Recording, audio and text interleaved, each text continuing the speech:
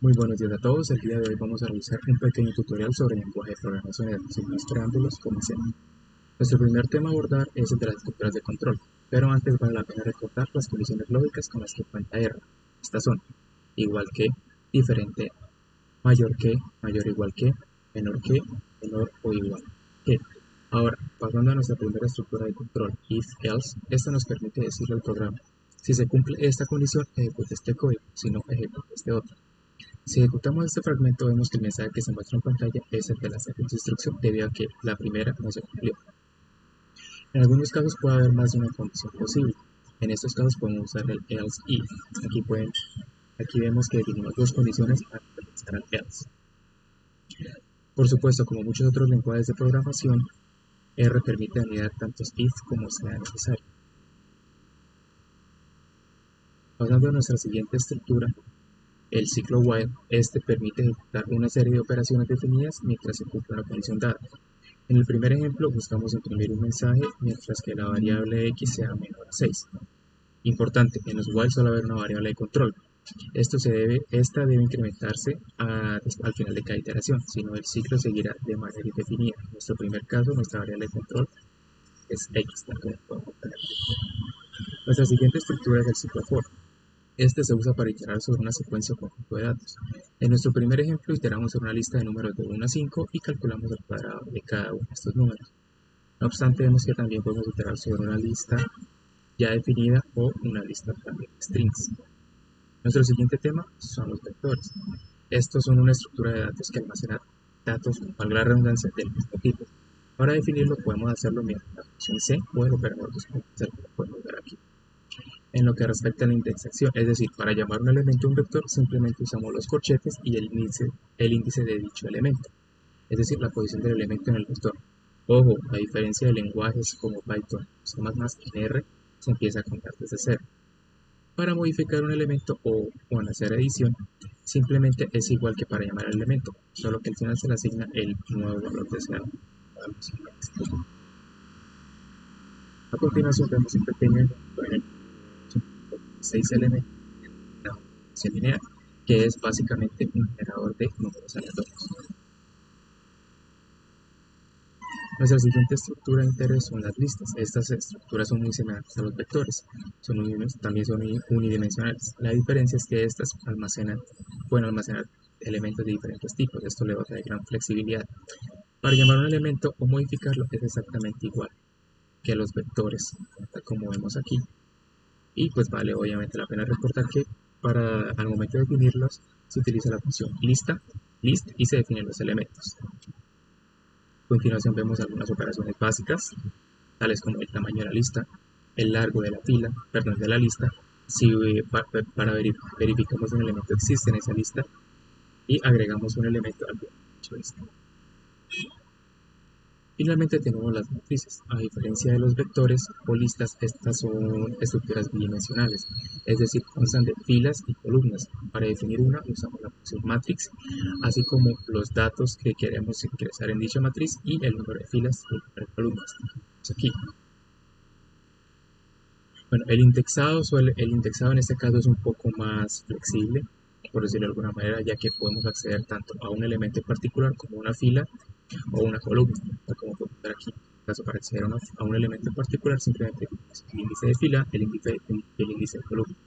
Para referirnos a una fila o columna en particular, la siguiente sintaxis.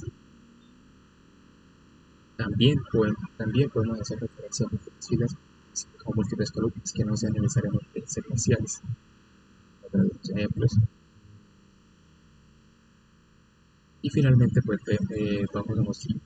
vamos a ver algunas operaciones básicas que se pueden hacer.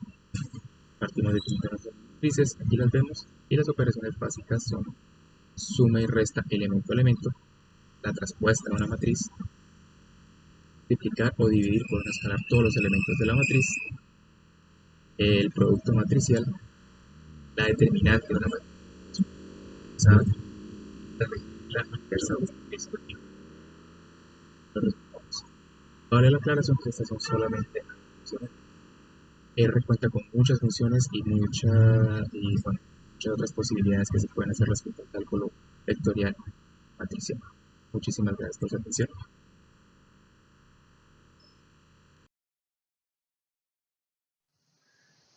Para usar los data frames en R, lo primero que haremos será instalar este paquete readr. Acá lo instalamos con el install.package. Entre paréntesis ponemos el readr. Luego lo usaremos de la siguiente manera, usando el library read. Y con este código de acá, el file choose, podemos elegir la ruta donde tenemos el CSV y lo asignamos a la variable ruta CSV. Luego a la variable California Housing Train le pasaremos el CSV. Con el head California Housing Train, con esta función, nos mostrará algunos de los datos del data frame. Con el plot California Housing Train vemos el ploteo, las gráficas de todas las variables. Con este de acá, el hist, nos mostrará el histograma de la variable que escojamos. En este caso es el total rooms.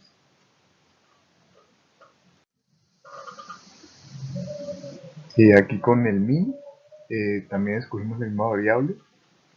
Con el min esto obtenemos la media y escogimos otra vez total rooms. Para las funciones en R, primero de acá esta variable, función 1, le pasamos el function para ponerlo como una función y le pasamos las variables que vamos a necesitar en la función. En este caso R1 va a ser la suma de A más B y R2 esto va a ser el mínimo entre A y B.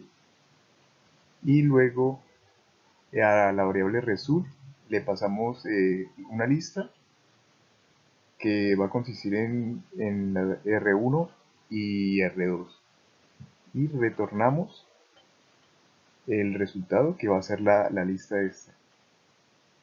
Luego acá probamos la función con A igual a 4 y B igual a 1 y obtenemos la suma y el mínimo.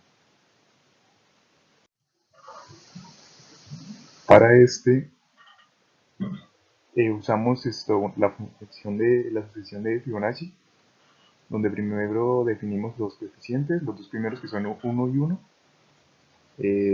lo largo, y vamos a usar los primeros 10 términos de la sucesión. Acá dentro del for, esto lo iniciamos con los dos primeros y vamos a ir sumando, y al final con la X, acá al final vamos a pedir los 10 resultados.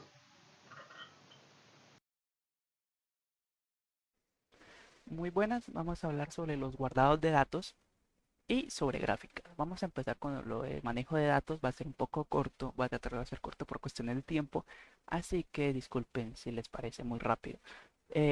Vamos a utilizar este ejemplo, vamos a descargarlo de internet, entonces vamos a usar el tipo download file y URL, donde vamos a poner la URL donde queremos descargar los datos y el nombre que se le quiere guardar a este dato.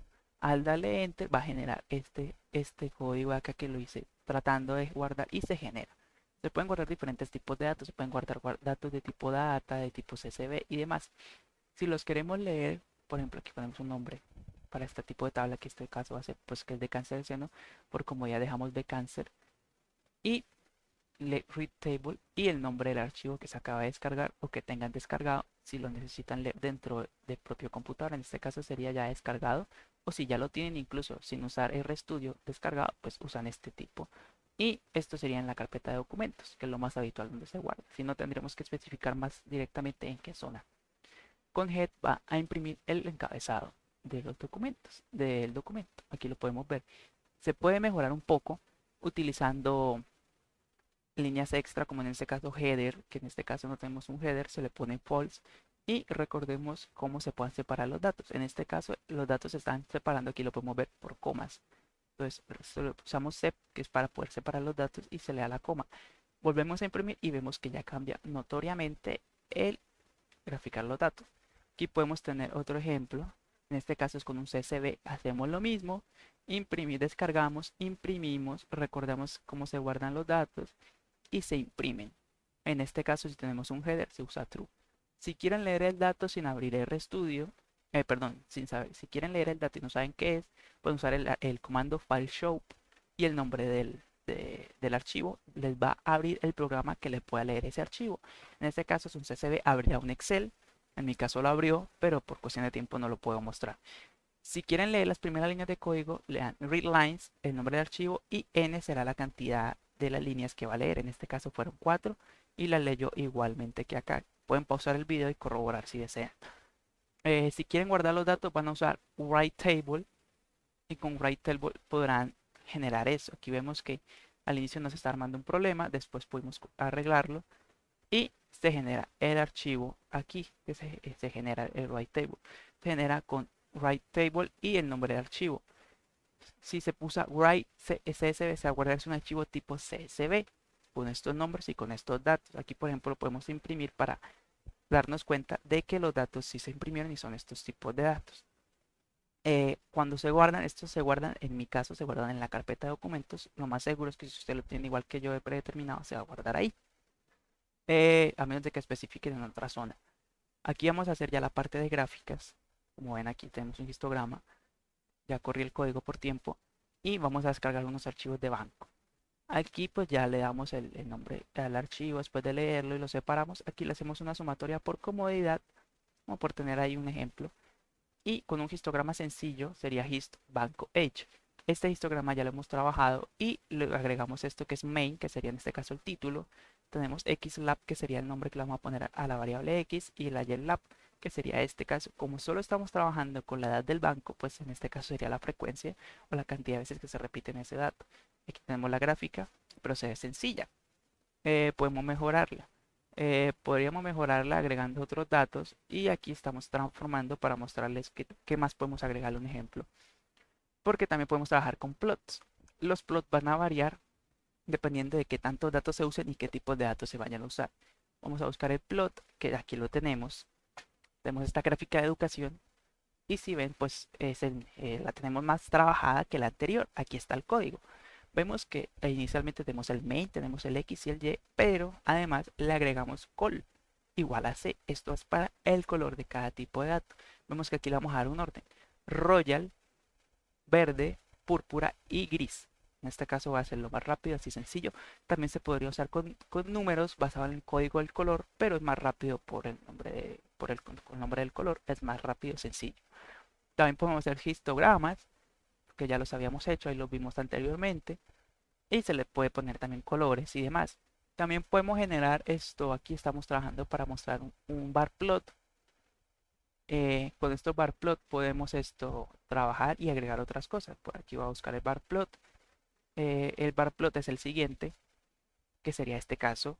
El bar plot, aquí lo trabajamos también con colores. Vemos aquí el royal, vemos aquí el gray y le agregamos leyendas. Las leyendas son estas que ven aquí.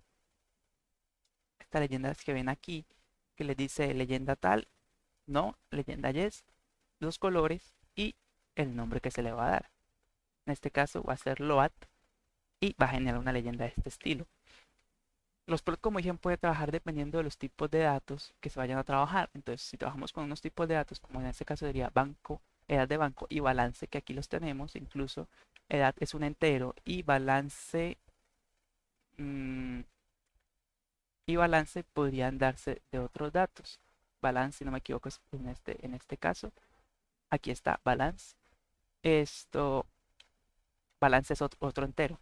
Entonces tenemos este entero, vamos a tener uno de puntos. Se puede trabajar con varios. Si en C ponemos otra variable, van a salir puntos rojos, donde digamos que se unen. También podemos tener, si ya varía en este caso, como en este caso del plot, tendríamos uno de cuadros o de cubos. Entonces, para tenerlo en cuenta, si le sale uno de estos dos plots, es dependiendo de qué tipo de datos vayan a usar. También podemos guardar los archivos, como en la anterioridad, con este código de aquí, que dice png file name. Vamos a guardar le vamos a dar un nombre, qué tamaño se le va a dar y el plot.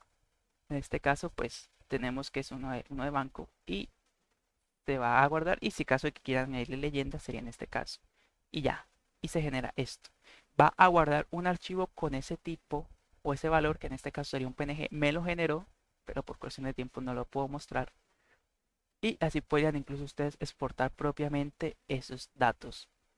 Espero que hayan entendido lo más posible. Si no, pueden pausar el video lento o alguna pregunta se tratará de responder si es posible. Muchas gracias.